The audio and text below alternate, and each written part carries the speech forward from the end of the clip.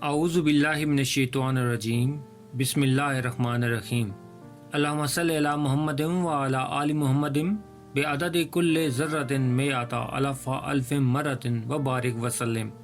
लाखों करोड़ों दूध पाक खातमुन नबिय्यीन हज़रत मोहम्मद मुस्तफ़ा सल्लल्लाहु अलैहि व आलिहि वसल्लम पे गुंबद खज़रा के चाहने वालों को वक़ास अहमद की तरफ से अस्सलामु अलैकुम। प्यारे दोस्तों, आज हम आपको जिस नमरूद बादशाह के बारे में बताने जा रहे हैं वो जद्दे अमजद हज़रत इब्राहीम अलैहिस्सलाम के दौर का बादशाह था। आज हम आपको इस नमरूद बादशाह का मुकम्मल नाम, इसका ख्वाब, हज़रत इब्राहीम को आग में डालने का वाक़या, नमरूद की फरिश्ते से मुलाकात और मच्छर के ज़रिए नमरूद की मौत का मुकम्मल वाक़या सुनाएंगे। तो चलते हैं वीडियो की तरफ और सबसे पहले जानते हैं कि नमरूद था कौन। तफसीर इब्न कसीर में है कि नमरूद का पूरा नाम नमरूद बिन कन्नान बिन साम बिन नू था।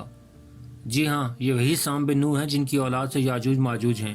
अगर आपने हमारी याजूज माजूज और ज़ुल्करनैन बादशाह के वाक़यात की वीडियो नहीं देखी तो इसका लिंक डिस्क्रिप्शन में है, आप देख सकते हैं।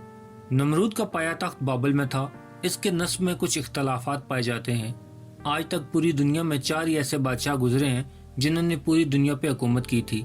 इन 4 में से 2 मुसलमान और 2 गैर मुस्लिम हैं। मुसलमानों में हज़रत सुलेमान अलैहिस्सलाम और ज़ुल्करनैन हैं, जबकि गैर मुस्लिम्स में नमरूद और बख्त नसर का नाम आता है। नमरूद बिन कनान एक तवील अरसे से बादशाहत चलाता आ रहा था, इसलिए इसकी तबीयत में रौनियत आ गई थी। तकब्बर और गुरूर इसके मजाज में समा गया था। एक रिवायत के मुताबिक नमरूद बिन कनान ने 400 साल तक हुकूमत की थी। मुफस्सिरीन का बयान है कि नमरूद बिन कनान बड़ा ही जाबिर बादशाह था। सबसे पहले इस बादशाह ने सर पे पहनने के लिए ताज बनवाया, जो इससे पहले किसी बादशाह ने नहीं बनवाया था। वो लोगों से जबरदस्ती अपनी ताकत के बलबूते पे परस्तिश करवाया करता था और जो कोई इसकी परस्तिश से इनकार कर देता, इसे कड़ी सजाएं दी जाती थीं। नमरूद के दरबारियों में काहन और नजूमियों की भरमार थी, जिनसे वो सितारों के हाल और मुस्तकबिल में क्या होने वाला है ऐसे काम लिया करता था। नमरूद ने एक रात एक ख्वाब देखा कि आसमान में से एक सितारा नमूदार हुआ है, जिसकी रोशनी में चांद, सितारे, सयारे और सूरज वगैरह बेनूर होकर रह गए हैं। नमरूद ने सुबह दरबार में नजूमियों को यह ख्वाब सुनाया और इसकी ताबीर पता करने का कहा। नजूमियों ने इस ख्वाब की ताबीर ये बताई कि तेरी सल्तनत में एक ऐसा बच्चा पैदा होने वाला है जो तेरी बादशाही के जवाल का बाइस बनेगा। ये सुन के नमरूद बहुत परेशान हो गया और उसने ये हुक्म दिया कि मेरी सल्तनत में जो भी बच्चा पैदा हो इसे फौरन कत्ल कर दिया जाए।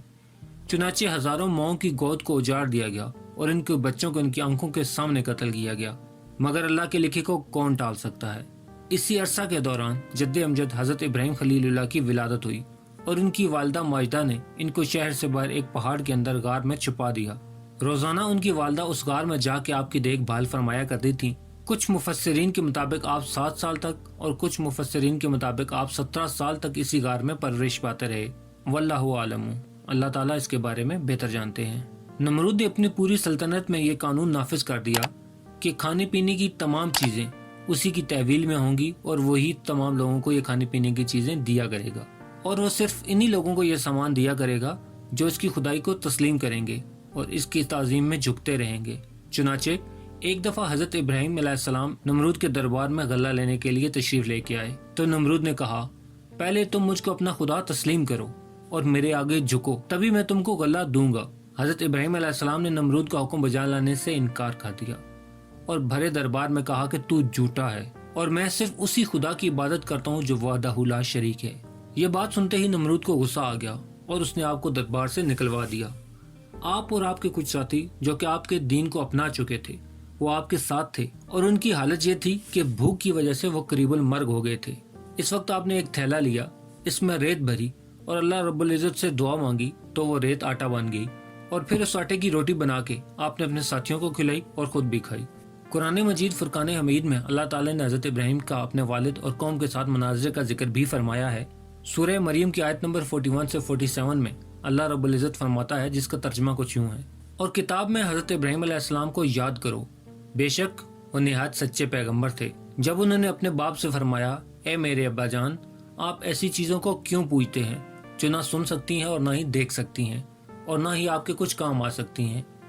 ए मेरे अब्बा जान, मुझे ऐसा इल्म मिला है जो आपको नहीं मिला। आप मेरे साथ हो जाइए, मैं आपको सीधी राह चलाऊंगा। अब्बा जान, शैतान की परस्तिश न कीजिए, बेशक शैतान खुदा का नाफरमान है। अब्बा जान, मुझे डर लगता है کہ آپ کو خدا کا عذاب آ پکڑے تو آپ شیطان کے ساتھی بن کے رہ جائیں گے۔ پاپ نے جواب میں کہا کہ تو میرے معبودوں سے برگشتہ ہے، اگر تو باز نہ آئے تو میں تجھے سنسار کر دوں گا اور تو ہمیشہ کے لیے مجھ سے دور ہو جا۔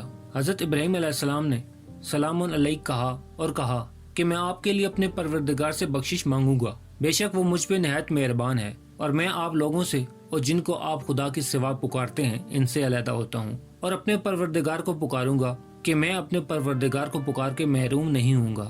اس واقعے کے بعد آپ نے اعلانیہ کہا کہ نمرود تو جھوٹا ہے، تیری خدائی جھوٹی ہے۔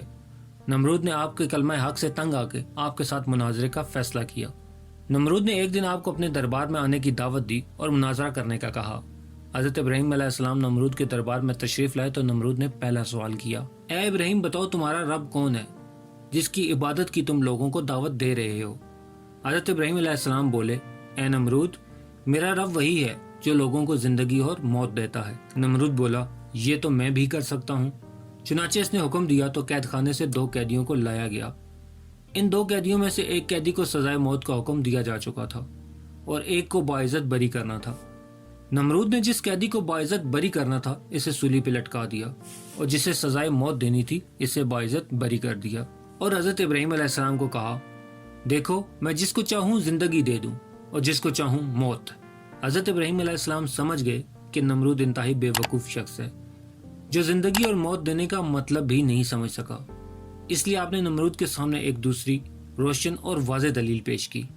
حضرت ابراہیم علیہ السلام بولے، اے نمرود میرا خدا تو وہ ہے جو سورج کو مشرق سے نکالتا ہے، اگر تو خدا ہے تو سورج کو ایک دن مغرب سے نکال کے دکھا دے۔ حضرت ابراہیم کی یہ دلیل سن کے نمرود پریشان ہو گیا اور اسے کوئی بھی جواب نہ بن پڑا۔ اس طرح اللہ رب العزت نے حضرت ابراہیم علیہ السلام کو اس مناظرے میں فتح عنایت کی اور نمرود کے دربار سے وہ فتح مند ہو کے تشریف لے گئے اور اللہ تعالیٰ کی توحید کا اعلان کرنا شروع کر دیا۔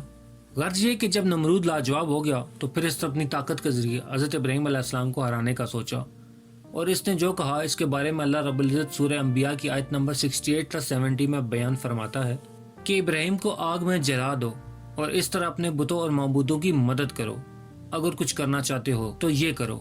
تو ہم نے اپنے پیغمبر کو بچانے کے لیے آگ کو حکم دے دیا کہ اے آگ ابراہیم پہ سلامتی سے ٹھنڈی ہو جا۔ اس طرح ہم نے ان کو انہی کی چال میں ناکام کر دیا۔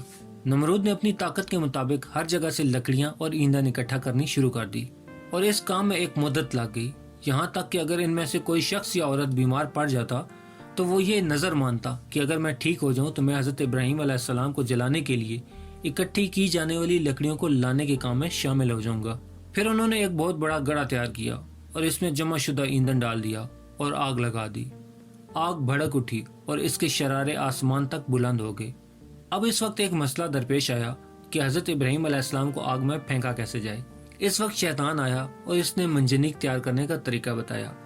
ہیزن نامی ایک شخص نے منجنیق تیار کی اور پھر حضرت ابراہیم علیہ السلام کو مضبوطی سے اس منجنیق میں باندھ دیا گیا۔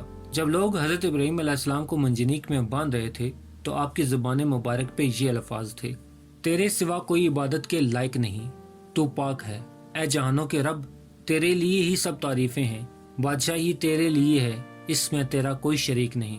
پھر جب حضرت ابراہیم علیہ السلام کو منجنیق کے ذریعے آگ میں پھینکا گیا تو اللہ تعالیٰ نے آگ کو حکم دے دیا، اے آگ ٹھنڈی ہو جا ابراہیم پہ سلامتی کے ساتھ۔ اسی طرح ام المومنین حضرت عائشہ صدیقہ رضی اللہ تعالیٰ عنہ سے مروی ہے کہ رسول اللہ صلی اللہ علیہ وآلہ وسلم نے فرمایا کہ چھپکلی کو قتل کر دو، کیونکہ وہ ابراہیم علیہ السلام پہ جلائی ہوئی آگ میں پھونکے مارتی تھی، اور حضرت عائشہ رضی اللہ تعالیٰ عنہ جب اسے دیکھتی تو اسے مار دیتی تھی۔ اس طرح ایک روایت میں آیا ہے کہ حضرت ام المومنین عائشہ صدیقہ رضی اللہ تعالیٰ عنہ کے پاس ایک عورت آئی تو اس نے ایک نیزہ کھڑا کیا ہوا دیکھا، تو اس نے پوچھا کہ یہ اس طرح کیوں ہے، اس کے ساتھ آپ کیا کرتی ہیں؟